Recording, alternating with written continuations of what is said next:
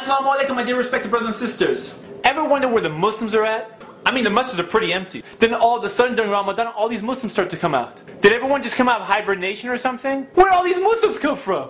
I mean, the masjid is full. SubhanAllah, this is awesome. But what about the rest of the year? I'm not just talking about Muslims at the masjid. I'm talking about overall. Where are the Muslims at? You know, being Muslim is not a seasonal thing. Being Muslim means full-time, year-round. That means you're worshiping Allah subhanahu wa ta'ala 24/7, 365 days a year, and that includes holidays too. Unlike other religions where they worship once a week, Muslims worship every single day, in all your actions.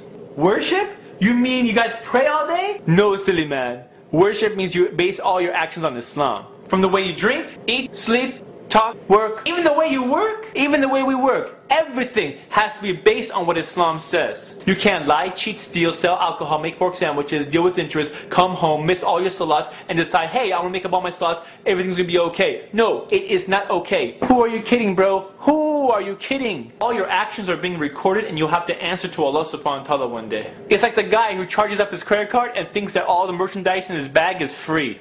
It's free! It's free! It's free! It's not free. It's not free? No, it's not free. You can close your eyes, pretend there's no accountability, but you're only fooling yourself. On the day of judgment, we'll be handed our books of deeds. And the stress alone of finding out which hand your book will be given to will turn your hair gray. SubhanAllah.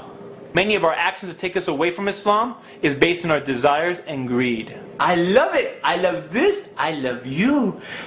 I want this. I want that. I want it all. I want it all. Why screw up your credit with Allah subhanahu wa ta'ala? It's okay. I'll ask for forgiveness when I get older, man. Get older? What? Who guaranteed you tomorrow? Huh? I don't know. Nobody, I guess? We tend to forget that our death date is already set. And whoever thinks that they're going to die when they get old needs to go to a graveyard. Walk past the graves and you'll see the ages of the tombstones. From babies to infants to toddlers to children to adults to elders. SubhanAllah, none of these people will have a second chance. There is no second chance for them. But as long as you're alive, you have a second chance to change your life. But many of us assume since Allah subhanahu wa ta'ala is the most forgiving, we can do what we please and Allah subhanahu wa ta'ala will always forgive us. And you assume nothing. Only Allah knows who He will forgive and who He will not forgive, and Allah is not a fool. And you cannot fool Allah subhanahu wa ta'ala. Let me tell you right now, paradise is expensive. There is no free ticket to Jannah, bro. No one is dying for your sins and everyone's accountable for their own actions. So please don't limit yourself for being another Ramadan Muslim. Take the opportunity during Ramadan to strengthen yourself when shaitan's chained up. So when he does come back, you'll have a stronger iman and you can be strong throughout the rest of the year, inshallah. And if you thought masjids during the Ramadan are busy, you should come to Eid. Come on down to Eid prayer. You won't see more Muslims than any prayer throughout the entire year. You would think the Eid Salat is the most important Salat in Islam. Everyone and their mama's there. People are dressed nice. They smell good. Everyone's smiling. And subhanAllah, we should dress nice and we should smell good. Alhamdulillah, it's Eid. But some people, they look like they're going to a non-Muslim fashion show. You know what I'm saying? Astaghfirullah, bro. I know what you're saying. I know what you're saying. I mean, the only thing missing is the model runway. And some other people, they think this is a hookup party. Did some of the hijabs evaporate right after the salat? Let's just say some people are not dressed Islamically. I call it the not so halal meat market. And what's up with the guys that bump their music and skid out of the masjid parking lot? I don't think anyone here cares too much about 50 Cent's new album. You got the wrong crowd, bro. And after all this, Eid Salat's only a sunnah. And the way people treat it, you would think it's the most important prayer. It's a sunnah. What about the fard prayers? The ones we're supposed to pray every day? Oh yeah, those ones. Yeah! SubhanAllah.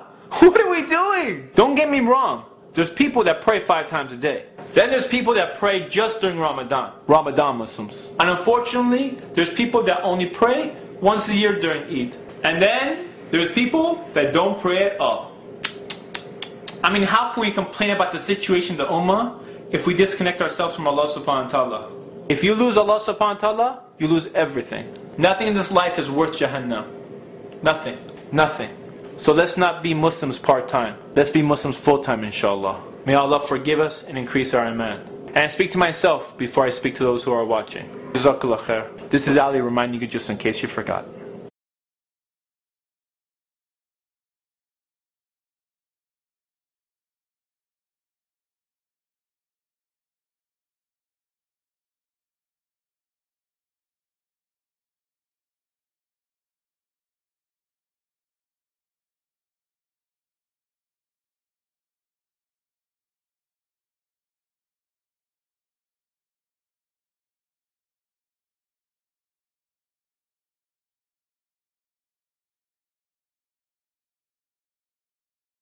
All of our actions are being recorded as we speak. Don't get me wrong, the masjids are full and I'm loving it. Know what I'm saying?